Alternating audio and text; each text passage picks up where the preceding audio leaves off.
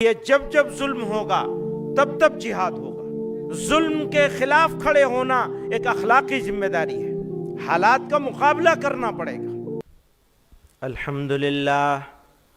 الحمدللہ نحمده ونستعینه ونستغفره ونؤمن به ونتوکل علیہ ونعوذ باللہ من شرور انفسنا ومن سیئات اعمالنا من يهده الله فلا مضل له ومن يضلل فلا هادي له ونشهد أن لا إله إلا الله وحده لا شريك له ونشهد أن سيدنا ومولانا محمدا عبده ورسوله صلی اللہ تعالی علیہ وعلا آلہ وصحبہ وبارک وسلم۔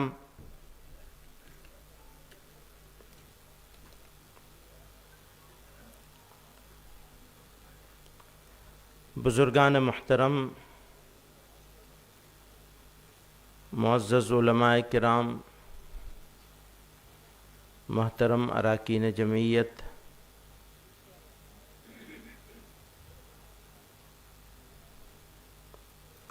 کلیجہ تھام لو، روداد غم ہم کو سنانے دو، تمہیں دکھا ہوا دل ہم دکھاتے ہیں دکھانے دو، اسی کے دم سے تھوڑی روشنی ہے خانہ دل میں، بجھاتے کیوں ہو شمع آرزو کو جھلملانے دو، یہ بجلی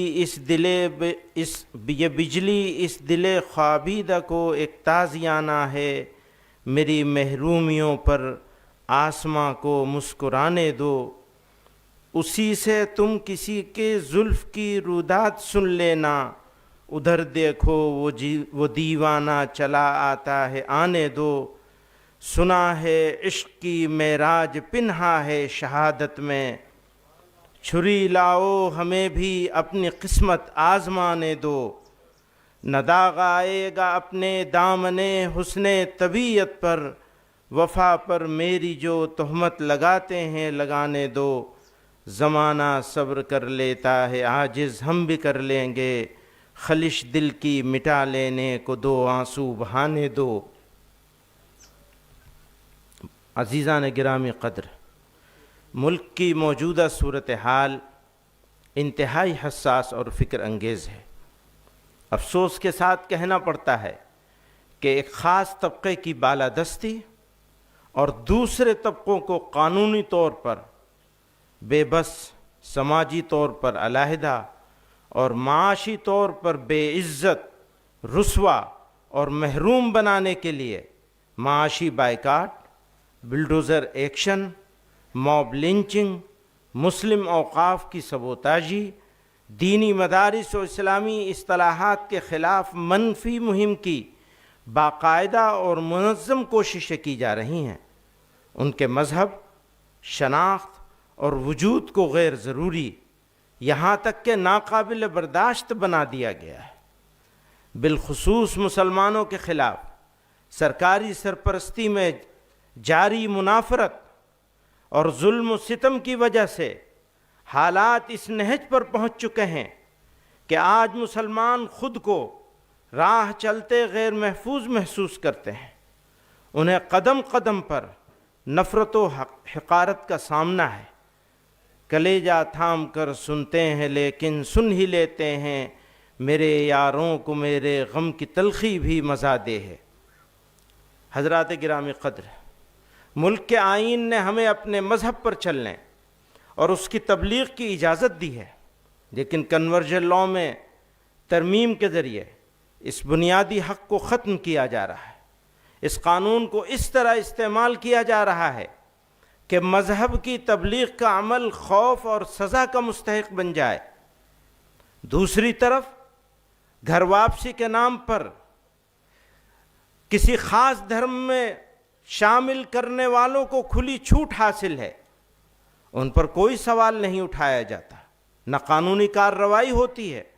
یوں قانون کا مقصد غیر جانبداری نہیں رہتا بلکہ ایک خاص مذہبی سمت کی طرف سماج کو دھکیلا جانا ہے۔ یہ پورا ڈھانچہ دراصل دوہرے رویے کا مظہر ہے کہ ایک طرف مسلمانوں اور دیگر اقلیتوں کے مذہبی حق دعوت کو جرم بنا دیا جائے، تو دوسری طرف مسلم نوجوانوں کو دباؤ، خوف اور ریاسی تائید یافتہ سرگرمیوں کے ذریعے اکثریت کے مذہب میں شامل ہونے پر مجبور کیا جائے۔ اسی طرح ہمارے ملک میں خالص دینی اصطلاح حلال کے تصور کو منظم طور پر بدنام کیا جا رہا ہے۔ حالانکہ حلال کا مطلب صرف ذبیحہ نہیں، بلکہ ایک مسلمان کی پوری زندگی کا پاکیزہ طرز عمل ہے۔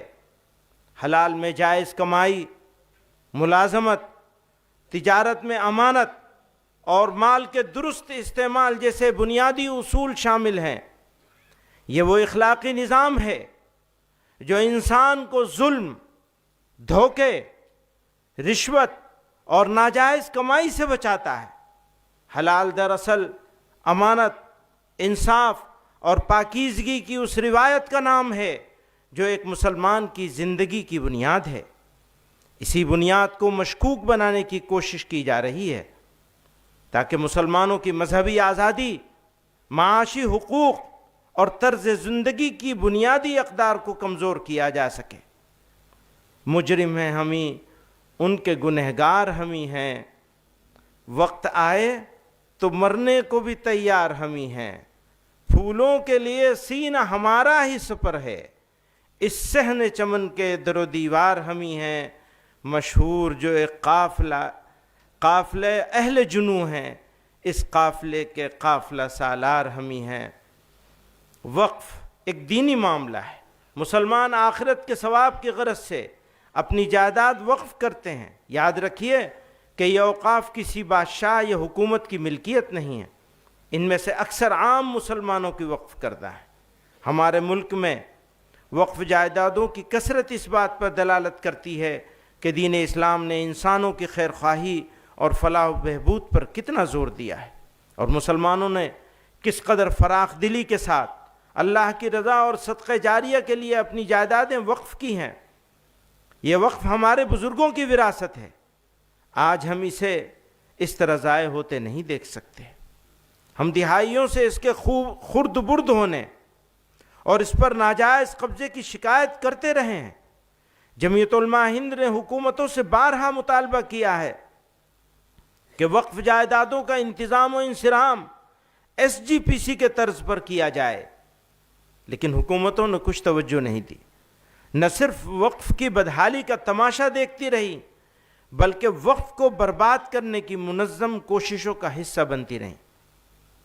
اس پر مزید ظلم یہ ہوا کہ موجودہ حکومت نے نئے قانون کے ذریعے وقف کے مقاصد اور اس کی منشا کو نقصان پہنچایا ہے۔ جمعیت علماء ہند نے JPC میں جا کر اس کی مخالفت کی۔ ہم یہ صاف کر دینا چاہتے ہیں کہ حکومتیں ہمارے مذہبی معاملات میں مداخلت نہ کریں، ورنہ ہم لڑیں گے اور آخری دم تک لڑتے رہیں گے۔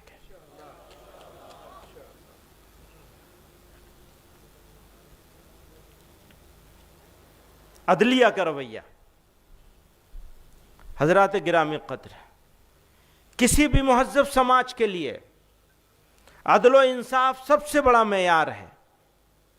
عدل و انصاف کے بغیر بڑی سے بڑی ریاست اور بڑے سے بڑا ملک باقی نہیں رہ سکتا۔ ہر حکمراں کا اولین فرض اپنی رعایا کو انصاف فراہم کرانا ہے۔ ملک میں امن و امان کا قیام اور جرائم سے پاک معاشرے کی تشکیل انصاف کے بغیر ہو نہیں سکتی، ہو ہی نہیں سکتی۔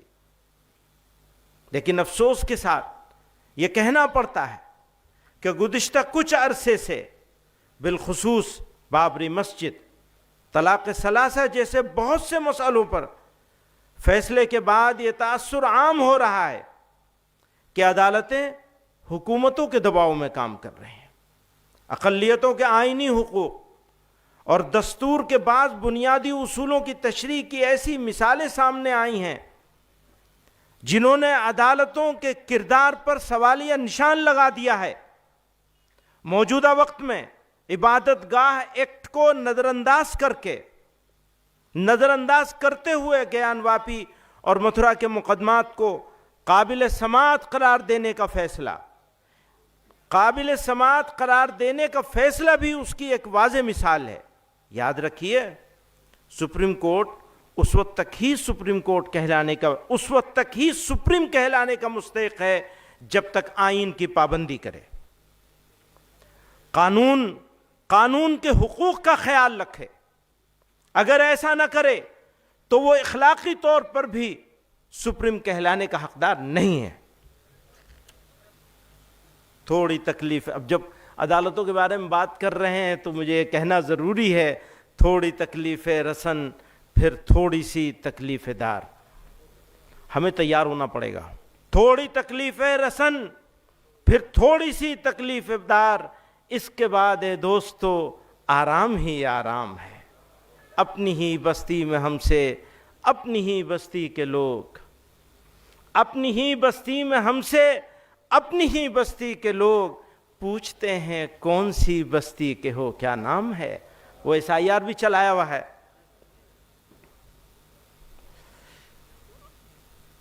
ایک بہت اہم معاملہ ہے،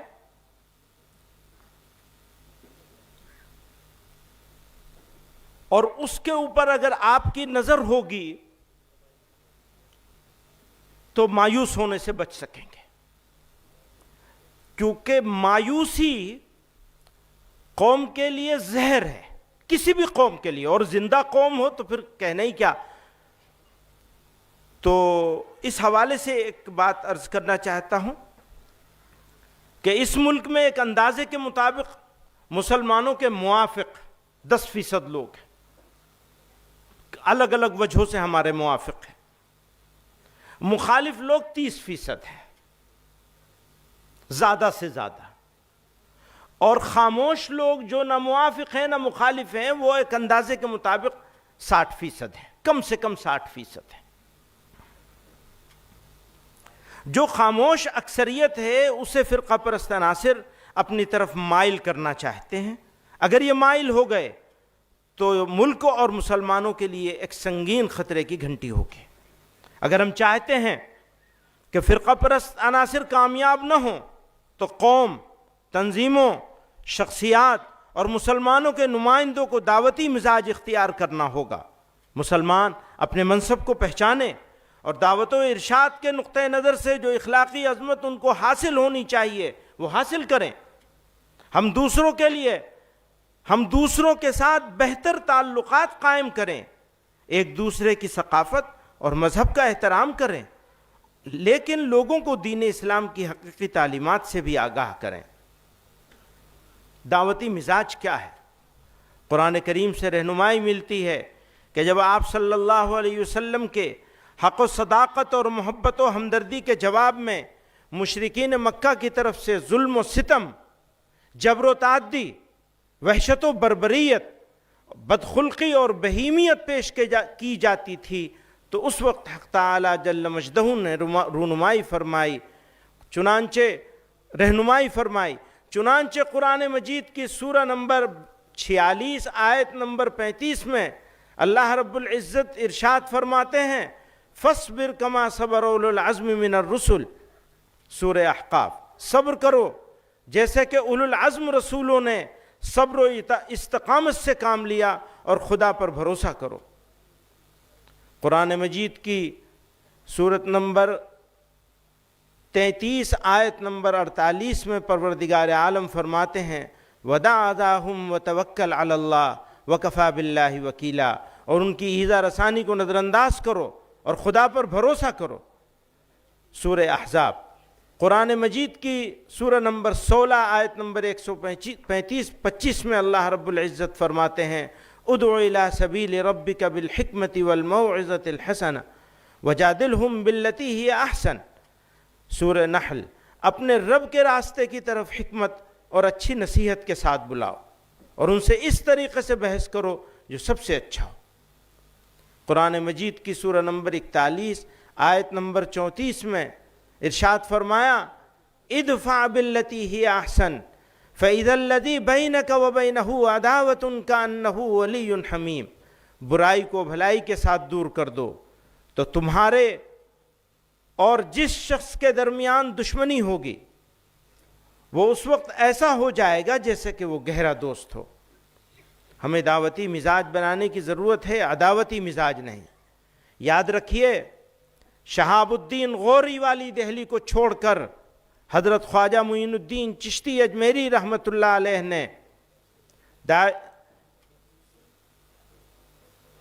حضرت خواجہ معین الدین چشتی اجمیری رحمۃ اللہ علیہ نے پرتھوی راج کے اجمیر میں رہنے کا فیصلہ کیا، اور مشکل حالات میں داعیانہ طریقہ اختیار کر کے ہمدردی اور خدمت خلق کے ذریعے لاکھوں انسانوں کے سینوں کو نور ایمان سے منور اور ان کے دلوں کو توحید و رسالت کی روشنی سے مالا مال کیا، اور دلوں پر حکمرانی کی وجہ سے سلطان الہند کہلائے۔ اسلام سب سے قدیم مذہب ہے جو اسی دھرتی سے شروع ہوا۔ متعدد اقوال سے معلوم ہوتا ہے کہ خدا کے سب سے پہلے پیغمبر ابو البشر سیدنا آدم علیہ السلام اسی خطے میں تشریف لائے۔ حضرت آدم پہلے انسان تھے، پہلے مسلمان اور پہلے نبی تھے۔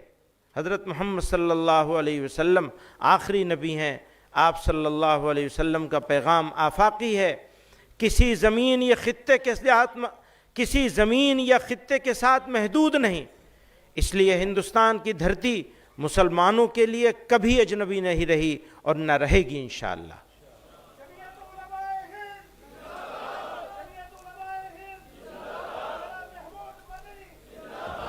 حضرت مولانا احتشام الحق کاندھلوی رحمہ اللہ نقل کرتے ہیں، 1947 کے فسادات میں جناب مولانا ظہیر الحسن صاحب کی تعزیت میں حضرت مدنی رحمۃ اللہ علیہ کاندھلہ تشریف لائے اور ارشاد فرمایا، ہمت اور استقلال کے ساتھ ہندوستان میں جمے رہو۔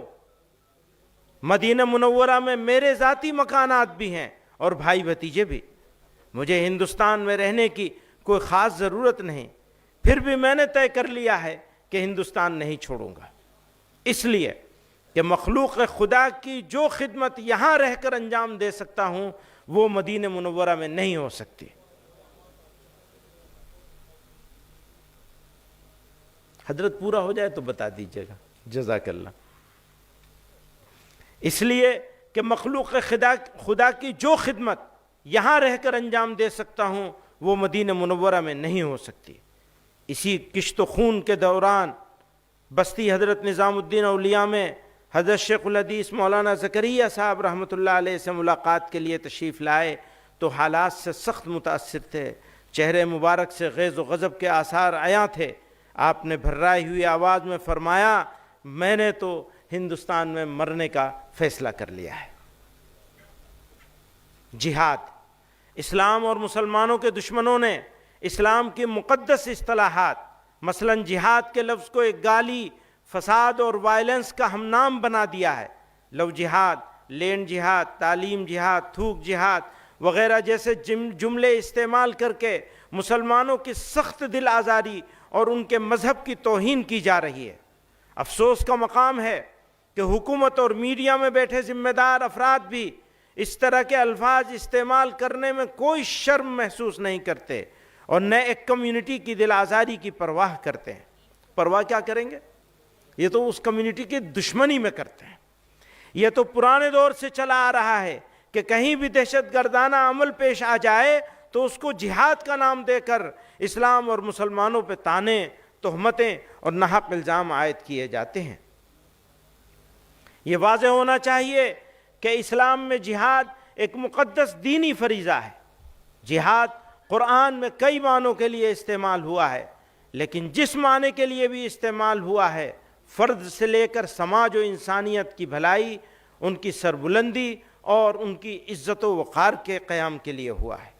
جہاں جنگ و قتال کے معنی میں استعمال ہوا ہے وہ بھی ظلم و فساد کے خاتمے اور انسانیت کی بقا کے لیے ہے۔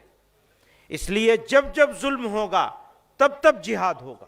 میں اس کو دوبارہ کہتا ہوں، جب جب ظلم ہوگا تب تب جہاد ہوگا۔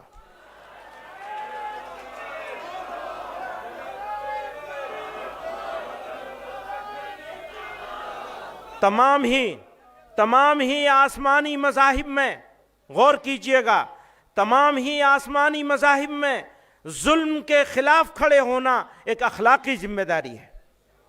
اسلام میں بھی جہاد کا بنیادی مقصد ظلم کا خاتمہ، امن کا قیام اور حق کا دفاع ہے۔ تاہم یہ حقیقت ذہن نشین رہنی چاہیے کہ نمبر 1، جہاد کوئی انفرادی، نجی یا انتقامی کارروائی نہیں۔ نمبر 1، جہاد کوئی انفرادی، نجی یا انتقامی کارروائی نہیں۔ نمبر 2، صرف ایک ذمہ دار اور شرعی اصولوں کے مطابق قائم ریاست ہی جہاد کا فیصلہ کر سکتی ہے۔ نمبر 3، ہندوستان جیسے جمہوری اور سیکولر ملک میں جہاں اسلامی ریاست کا کوئی تصور موجود نہیں، وہاں جہاد کے نام پر کوئی گفتگو موضوع بحث ہی نہیں۔ مسلمان آئینی وفاداری کے پابند ہیں اور حکومت بھی شہریوں کے حقوق کی حفاظت کی ذمہ دار ہے۔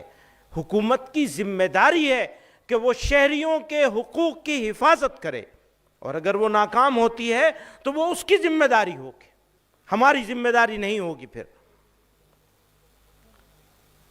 ہم اگرچہ بزم سے دور ہیں، ہمیں رنگ ہیں، ہمیں نور ہیں۔ ہم اگر نہ دیں گے لہو انہیں، وہ چراغ کیسے جلائیں گے؟ وہ تو کچھ اور سمجھ رہے ہیں، ہم یہ سمجھ رہے ہیں ہم اگر نہ دیں گے لہو انہیں، وہ چراغ کیسے جلائیں گے؟ نہ اتنا چھیڑ کر اے وقت دیوانہ بنا ہم کو، ہوئے دیوانے ہم تو سب کو دیوانہ بنا دیں گے۔ نہ جانے کتنے دل بن جائیں گے ایک دل کے ٹکڑے سے، نہ جانے کتنے دل بن جائیں گے ایک دل کے ٹکڑے سے۔ وہ توڑیں آئینہ، ہم آئینہ خانہ بنا دیں گے۔ مشکلات و مصائب، یہ درست ہے کہ ہمارے سامنے مشکلات اور پریشانیاں ہیں، اور بسا اوقات مشکلات کی بے شمار فوجوں کو دیکھ کر ہم اپنے مستقبل سے مایوس ہوتے ہیں، لیکن آپ صرف اپنے اوپر نہیں بلکہ پورے عالم انسانیت پر نظر ڈالیے۔ کیا دنیا میں آج کوئی زندہ قوم ایسی بھی ہے جو مشکلات میں محصور نہ ہو؟ اس لیے میں کہتا ہوں کہ مشکلات زندگی کی علامت ہیں۔ مردہ قومیں مشکلات میں مبتلا نہیں ہوتی، وہ تو سرنڈر کر دیتی ہیں۔ وہ کہیں گے وندے ماترم پڑھو تو پڑھنا شروع کر دیں گے۔ تو یہ پہچان ہوگی مردہ قوم ہونے کی، اور اگر زندہ قوم ہے تو پھر حوصلہ بلند کرنا پڑے گا، حالات کا مقابلہ کرنا پڑے گا۔ مردہ قومیں مشکلات میں مبتلا نہیں ہوتی، لیکن یاد رکھیے زندہ قومیں ہی آزمائی جاتی ہیں، مردانہ وار مشکلات کا مقابلہ کیا کرتی ہیں۔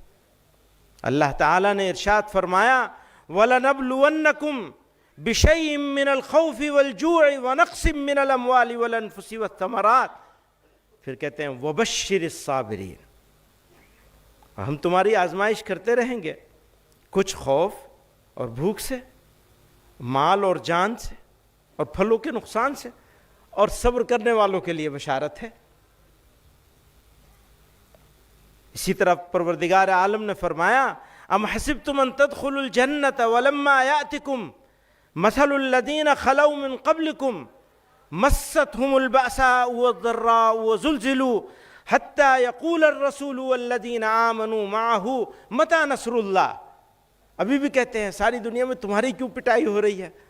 ہم خاص ہیں نا، آزمائش تو ہماری ہوگی۔ کیا تم یہ گمان رکھتے ہو کہ جنت میں داخل ہو جاؤ گے؟ درا حال ہے کہ تم پر ان لوگوں کے حالات پیش نہیں آئے جو تم سے پہلے گزر چکے ہیں، انہیں تنگی اور سختی پیش آئی، انہیں ہلا ڈالا گیا، یہاں تک کہ پیغمبر اور جو لوگ ان کے ہمراہ ایمان لائے تھے بول اٹھے کہ اللہ کی مدد کب آئے گی؟ سن رکھو اللہ کی امداد یقیناً قریب ہے انشاءاللہ۔ تفسیر ماجدی جلد اول صفحہ 400۔ اس آیت میں مومنین کو بشارت اور تسلی دی گئی ہے، اور حقیقت کا بیان آ گیا کہ مجاہدات سے گھبرانا اور بددل نہیں ہونا چاہیے، مصائب میں الجھ کر مسکرانا میری فطرت ہے، مجھے ناکامیوں پر اشک برسانا نہیں آتا۔ گلستاں میں شریک صحبت اہل چمن ہم ہیں، بس اتنی بات پر کیوں قابل دار و رسن ہم ہیں۔ جواب ظلم دیتی جا رہی ہے اپنی مظلومی، ادھر تلوار رنگی ہے ادھر رنگی کفن ہم ہیں۔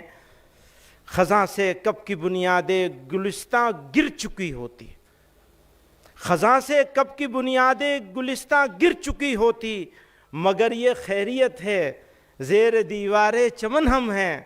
اگرچہ بزم میں ہم بھی ہیں، اگرچہ بزم میں ہم بھی ہیں، لیکن فرق کتنا ہے، وقار انجمن تم ہو وبال انجمن ہم ہیں۔ بس اولاد کی تربیت، بچہ اللہ تعالیٰ کے انعاموں میں سے ایک بڑا انعام ہے۔ اللہ تعالیٰ نے ارشاد فرمایا المال والبنون زینۃ الحیات الدنیا، اس لیے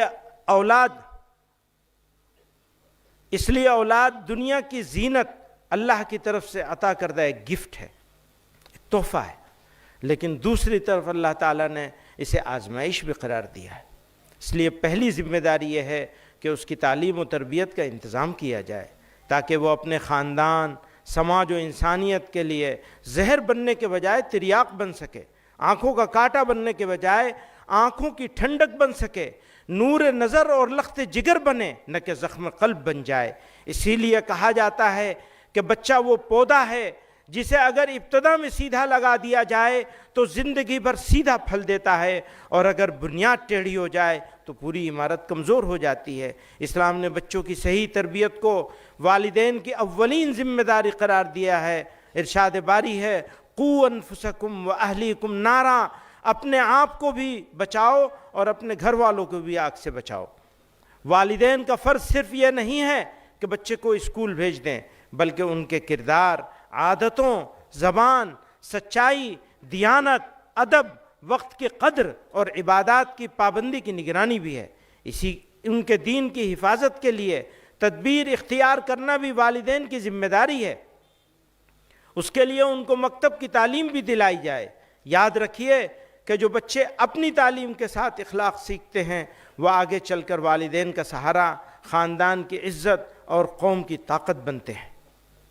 خاندان کی مضبوط تشکیل اور بچوں کی ذہنی، اخلاقی اور جذباتی نشو و نما کے لیے، یہ جذباتی لفظ کا ذرا دھیان رکھیے گا، اگر آپ نے بچے کو سب کچھ دے دیا لیکن جذباتی طور پر اپنا بیٹے بیٹی کا دھیان نہیں رکھا اور جذباتی طور پر ان کو اپنے سے دور کر دیا، اس کا جو نقصان ہوتا ہے اتنا نقصان کسی چیز کا نہیں ہوتا۔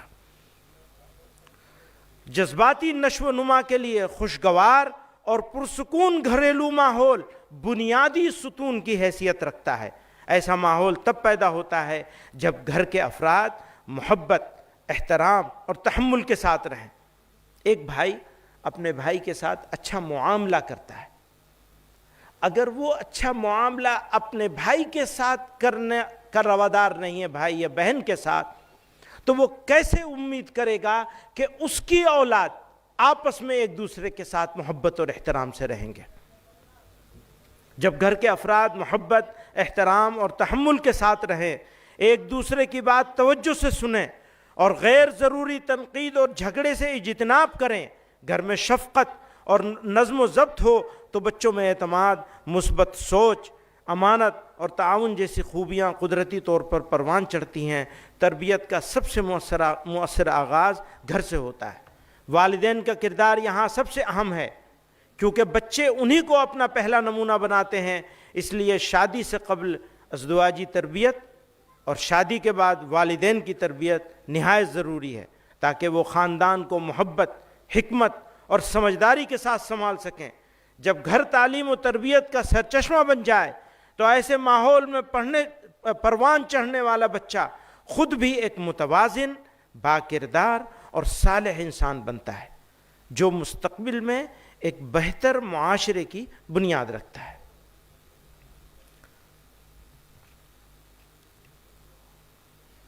گرو تیغ بہادر اور ان کے صاحبزادوں کی قربانی. اس سال ہمارے سکھ بھائی گرو تیغ بہادر جی کی 350ویں شہادت دیوس منا رہے ہیں.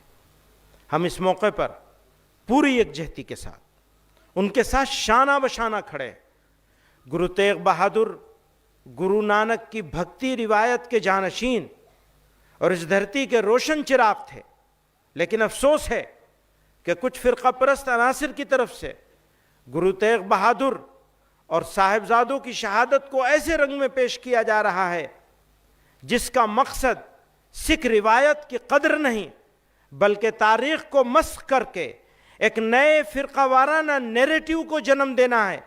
ہم پوری سنجیدگی کے ساتھ یہ کہنا چاہتے ہیں کہ تاریخ کے حادثات کو دو قوموں کے لڑانے کے لیے استعمال کرنا نہ صرف تاریخ پر ظلم ہے بلکہ ملک کے حال و مستقبل کے ساتھ بدخواہی ہے. آج جمعیت علماء ہند کے اس پلیٹ فارم سے صاف صاف اور دو ٹوک الفاظ میں اس حقیقت کا اظہار کرنا چاہتے ہیں کہ تاریخ کے وہ واقعات جن کے نتیجے میں گرو صاحب کے کمسن صاحبزادگان کے قتل کا دردناک حادثہ پیش آیا تھا وہ ظلم اور ناانصافی پر مبنی تھے. یہ سانحہ ہماری اجتماعی اخلاقی قدروں اور انصاف کے اصولوں سے کسی طرح میل نہیں کھاتا. اسی کے ساتھ یہ وضاحت بھی ضروری ہے کہ مغلوں کی حکومت کو اسلامی حکومت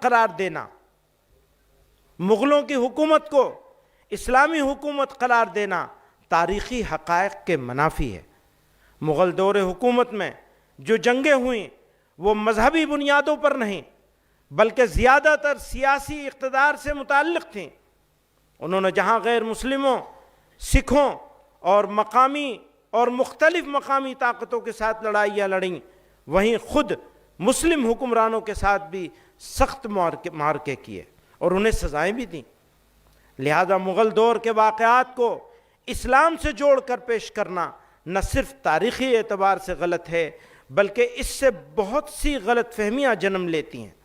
اسلام کی اصل تعلیمات عدل، رواداری، امن اور انسانی شرافت پر مبنی ہیں، جبکہ حکمرانوں کے فیصلے اکثر اقتدار کے تحت ہوتے ہیں. اس لیے ضروری ہے کہ تاریخی واقعات اور اسلامی اصولوں میں واضح فرق رکھا جائے تاکہ اسلام کے بارے میں گمراہ کن تصورات بھی دور ہوں. نوجوانوں میں اجتماعیت. نوجوان کسی بھی قوم کی ریڑھ کی ہڈی ہوتے ہیں، اس لیے ان کی سوچ اور طرز عمل قوم کے مستقبل کی سمت متعین کرتے ہیں. اگر واقعی ہمیں اپنے مستقبل کی مضبوط تعمیر کرنی ہے تو نوجوانوں کو انفرادیت کے دائرے سے نکل کر دھیان کریے گا. ہماری جماعت میں بھی انفرادیت بہت جگہ گھس گئی ہے اور اجتماعیت بہت جگہ پہ پیدا ہی نہیں ہوئی ہے، اور قوم کا حال بھی ایسا ہی ہے، کام کرنے والوں کا حال بھی ایسا ہی ہے، ہم سب کا. میں اس کو دوبارہ پڑھتا ہوں. نوجوان کسی بھی قوم کی ریڑھ کی ہڈی ہوتے ہیں، اس لیے ان کی سوچ اور طرز عمل قوم کے مستقبل کی سمت متعین کرتے ہیں. اگر واقعی ہمیں اپنے مستقبل کی مضبوط تعمیر کرنی ہے تو نوجوانوں کو انفرادیت سے نکل کر اجتماعیت اور ٹیم ورک کے میدان میں لانا ہوگا. بکھرے ہوئے نوجوان کمزور قوم کی علامت ہوتے ہیں، پھر ان کو جذباتی بھی آسانی سے بنایا جا سکتا ہے. لیکن جب وہ متحد ہو جاتے ہیں اور زندگی میں نظم و ضبط اپنا لیتے ہیں تو ان کی اجتماعی طاقت ناقابل تسخیر بن جاتی ہے. ایسے نوجوان جو اجتماعیت میں رنگ جائیں وہ صرف اپنا ہی نہیں بلکہ پوری قوم کا مستقبل روشن کرتے ہیں. یہی وہ راستہ ہے جس سے قومیں ترقی کرتی ہیں، عزت پاتی ہیں اور تاریخ میں اپنی جگہ بناتی ہیں. اس لیے جمعیت علماء ہند نے جمعیت یوتھ کلب کی بنیاد رکھی ہے. ہم جماعتی ایک اور بات ہے، یوتھ کلب ہے اسٹارٹنگ پوائنٹ، بنانا ہے خدام ملت. ہم جماعتی احباب سے گزارش کرتے ہیں کہ وہ اس نظام سے اپنے نوجوانوں کو وابستہ کرے تاکہ ان کی شخصی، اخلاقی، فکری، روحانی تربیت کی جائے، فکری اور روحانی تربیت کی جائے۔ اس کے علاوہ بھی آپ کی جماعت نے تو نوجوانوں بالخصوص علماء کی تربیت کے لیے دار التربیت کا نظام قائم کر رکھا ہے، جس کے مفید اثرات مرتب ہو رہے ہیں۔ ہم اپنے اندر وہی حریت پرستانہ جذبات، ہم اپنے اندر وہی حریت پرستانہ جذبات، یاد رکھیے گا، غلامی جو ہے وہ صرف گورے انگریزوں کی نہیں ہے۔ ایسا نہ ہو کہ گورے انگریزوں سے تو بزرگوں نے آزادی دلوا دی اور ہم ان کی کالی ناجائز اولاد کے غلام ہو جائیں۔ دھیان رکھیے گا، یہ جو آرام طلبی ہے ہماری، اور یہ جو بے فکری ہے، اور یہ جو انفرادیت ہے ہماری، بس پدرم سلطان بود، حضرت قاری عثمان صاحب رحمۃ اللہ علیہ ہمارے استاد تھے، اور بڑا مارا ہے انہوں نے، باپ رے باپ، اوہو۔ ہم اپنے بچوں سے کہتے ہیں بھیا تم نے تو دیکھا بھی نہیں، اگر تم دیکھ لوگے تو تمہارا کلیجہ پھٹ جائے گا۔ وہ اس زمانے میں ویڈیو بنتی نہیں تھی، وہ زمانہ ویڈیو بنانا ہوتا تو پتہ چلتا کہ کیسی پٹائی ہوتی تھی۔ تو بات یہ چل رہی ہے، کیا بات چل رہی تھی میں بھول گیا، پٹائی کے اوپر چلا گیا۔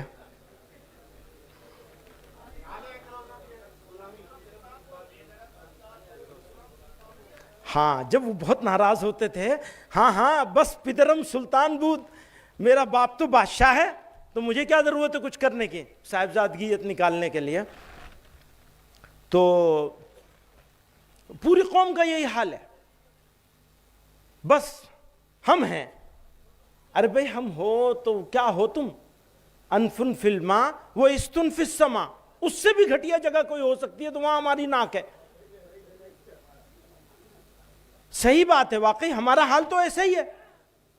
اب بدلے گا کیسے یہ حال؟ کیا ہماری انفرادیت کے ذریعے بدل جائے گا یا اجتماعیت کے بدلے بدلے گا؟ میں نے پچھلی مرتبہ یہ عرض کیا تھا کہ اس اجتماعیت کی روح کو بڑھانے کے لیے، نوجوانوں کو آگے لانے کے لیے، کام کے لوگوں کو متحرک اور فعال بنانے کے لیے، اس کا بالکل دوسرا مطلب سمجھ لیا گیا۔ میری کوئی تجویز نہیں ہے، میری کوئی تجویز نہیں ہے، پچھلے سال تھی تجویز، ابھی کوئی تجویز نہیں ہے، تو اب یہ اطمینان تو رکھیے کہ تردید کی ضرورت نہیں پڑے گی۔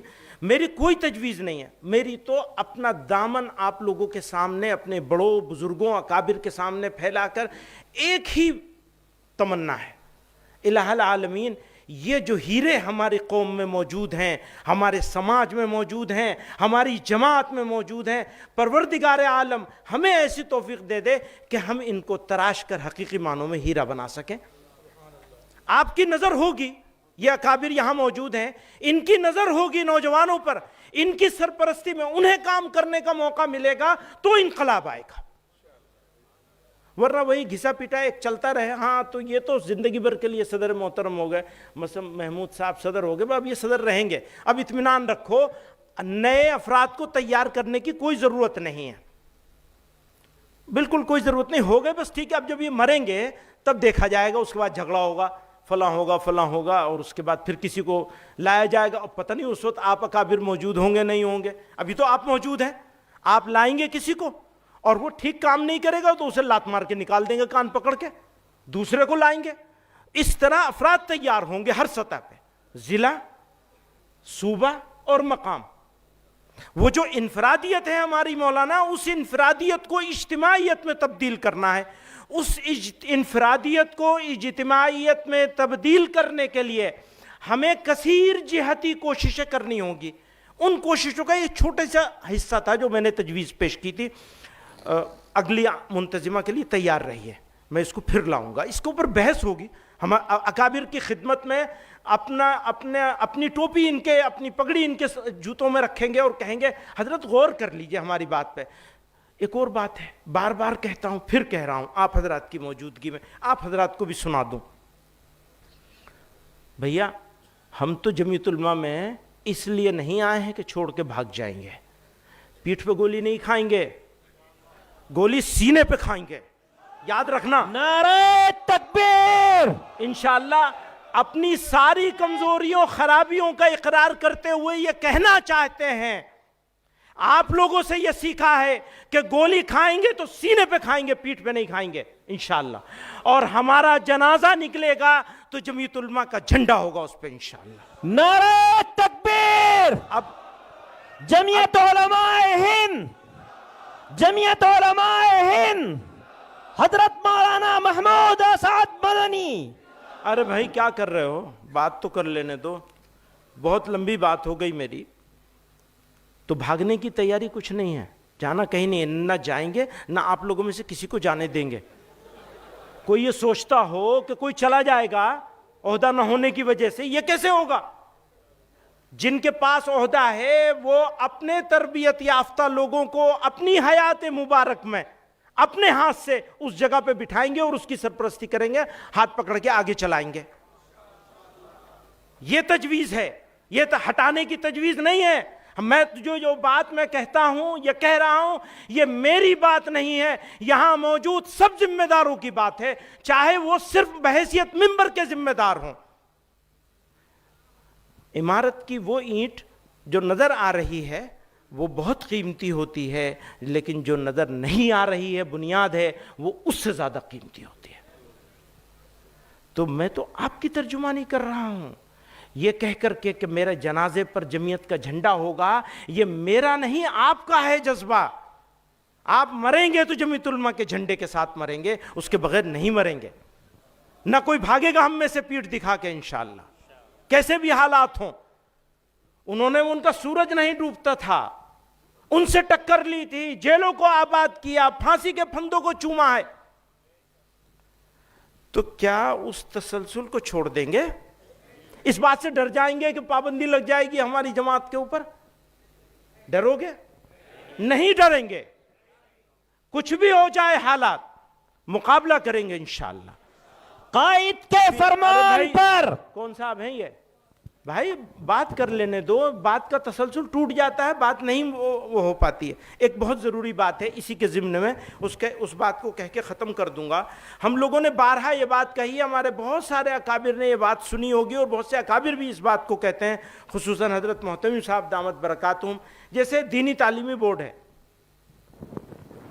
ہم دینی تعلیمی بورڈ کے تحت مکاتب چلاتے ہیں، ہمارے بہت سارے ساتھی ہیں، کوئی نورانی مکتب چلاتا ہے، کوئی وفاق المکاتب کے تحت چلاتا ہے، کوئی دینیات کے ساتھ کام کرتا ہے، کوئی فلاں سے۔ میں سب لوگوں سے یہ عرض کرتا ہوں، اپنے ساتھیوں سے، بھائی اگر دینیات والے 50,000 مکتب چلا رہے ہیں مثلا، یا 1 لاکھ چلا رہے ہیں، تو 1 لاکھ مکتب میں جتنے بچے پڑھ رہے ہیں ان بچوں کو پڑھانے کی ذمہ داری سے ہم بری ہو گئے نہیں ہو گئے؟ تو وہ ہمارے مخالف ہیں یا معاون ہیں؟ وہ ہمارے معاون ہیں۔ ہمارا ان سے طریقے عمل میں دینیات سے کوئی اختلاف نہیں ہے، لیکن کسی کام کرنے والے سے ہمارا اختلاف ہو سکتا ہے، جمعیت میں بھی ہو سکتا ہے، جماعت میں بھی ہو سکتا ہے، کوئی اسلام کے نام پر ہے، کوئی کسی نام پر ہے۔ اگر کسی سے اختلاف ہے تو کیا اس کے اچھے کام بھی بیکار ہو گئے؟ ہم بچیوں کا اسکول بنانے کی بات کر رہے ہیں، ایک آدمی بچیوں کا، جیسا کہ حضرت مولانا سلمان صاحب فرما رہے تھے، بچیوں کا اسکول یا بچوں کا اسکول چلاتا ہے، اور وہ آدھے گھنٹے کے لیے حافظ جی کو بلاتا ہے، اور بلا کر وہ ناظرہ وادرہ کچھ 2-4 بچوں کو پڑھا دیا، کہہ دیا اسلامی ہو گیا۔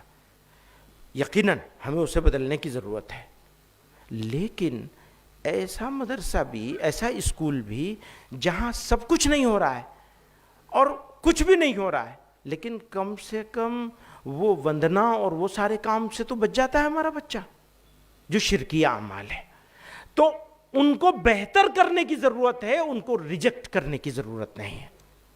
تو یہاں یہی بات کہنا چاہتا ہوں میں، جو لوگ بھی کام کر رہے ہیں، ہمارا جمعیت علماء کی ایک فکر ہے، ایک نظریہ ہے، اور بزرگوں سے ایک وراثت ہم کو ملی ہے، ہم اس سے 1 انچ نہیں ہٹیں گے۔ لیکن کسی کام کرنے والے کے ساتھ جس سے ہمارا نظریاتی نہیں، جس سے ہمارا مسلکی اختلاف بھی ہوگا، اس کے باوجود اگر وہ کوئی اچھا کام کر رہے ہیں اور ان کے 4 میں سے 2 کام اچھے ہیں، تو ان دونوں کاموں کی تائید تو ہمیں کرنی ہی چاہیے، اور اگر تائید نہیں کر سکتے تو اچھے کام کی مخالفت تو کم سے کم بالکل نہیں کرنی چاہیے۔ تو اسی بات کے تحت کچھ باتیں لکھی ہیں ہم نے، لیکن میں اب سنانے کا موقع نہیں ہے تو اس کو میں ختم کر لوں۔ میں واپس اجتماعیت پہ جاتا ہوں. ہم اپنے اندر وہی حریت پرستانہ جذبات اور فداکارانہ عزائم پیدا کر سکتے ہیں جو ایک زندہ قوم کی خصوصیات ہوتی ہیں. شرط یہ ہے کہ زعمائے ملت تپیش حیات سے شناسا ہوں. شرط یہ ہے کہ زعمائے ملت تپیش حیات سے شناسا ہوں. اس لیے وقت کی سب سے بڑی ضرورت ہے کہ امت اجتماعی طور پر بیٹھ کر اپنے چیلنجز میں سے اولین ترجیح کو پہچانے. ترجیحات بھی متعین ہونی چاہیے. جیسے ہمارے ہاں ترجیحات میں ابھی تک مکتب ہے اور نوجوانوں کی جسمانی اور فکری تربیت ہے. یہ دو کام ہیں. ابھی میں یوتھ کلب کا نام نہیں لے رہا ہوں کیونکہ کچھ لوگوں کو یوتھ کلب کے لباس سے، ان کے انداز سے، ان کے کاموں سے تھوڑا اشکال ہے، اور وہ ٹھیک بھی ہے، اشکال غلط اشکال نہیں ہے. ہم بات کر رہے ہیں نوجوانوں کی ذہنی اور فکری تربیت کی، بچوں کی. اور وہ یہ دو کام ہماری ترجیحات میں ہیں اگلے 40 مہینوں کی، جس میں سے 1.5 مہینہ ہمارا جا چکا ہے. اب ہم نے گھڑی کی سوئی کی طرح سے، آپ حضرات سے مخاطب ہوں، گھڑی کی سوئی کی طرح سے ٹک ٹک ٹک ٹک، جیسے ہماری موت کا وقت قریب آ رہا ہے ایسی ہمارے 40 مہینوں میں سے وقت کم ہوتے چلے جا رہے ہیں. اب ان 40 مہینوں میں جو ہمارے عزائم ہیں، ہمارے ارادے ہیں، یونٹیں کھڑا کرنے کے، یونٹیں بنانے کے، چلانے کے، کھڑا کرنے کے، اور ان یونٹوں کے ذریعے سے مختلف وہ اقدامات جن اقدامات کو جمعیت علماء کے قیام کا مقصد ہمارے بزرگوں نے قرار دیا ہے، ان کی طرف لے جانا قدم بقدم. جمعیت علماء کو اس جگہ پہ لے جانا ہے جہاں ہمارے بزرگوں نے خواب دیکھا تھا کہ جمعیت بنائی جائے گی اس لیے کہ مسلمان بچے مرتد نہ ہوں. جمعیت بنائی جائے گی اس لیے کہ مسلمان نوجوان اکٹھے ہو جائیں. جمعیت بنائی جائے گی اس لیے کہ مسلمان غلط کام کرنا چھوڑ دیں. جیسے میں کہتا ہوں، اب اگر کوئی آدمی اپنی شادی کسی محلے میں، کوئی آدمی کتنا بڑا کیوں نہ ہو، اپنی وہ جو ایک تجویز بنائی تھی، اپنا جلسہ اپنا خرچہ، وہ بھی ابھی کر دوں تو اچھا ہوگا، وہ لاؤ ذرا سا. تو اگر کوئی بھی آدمی، ابھی اس قابل عمل نہیں ہے، لیکن ہم تو ناقابل عمل چیزیں پیش کر رہے ہیں ساری آپ کے سامنے.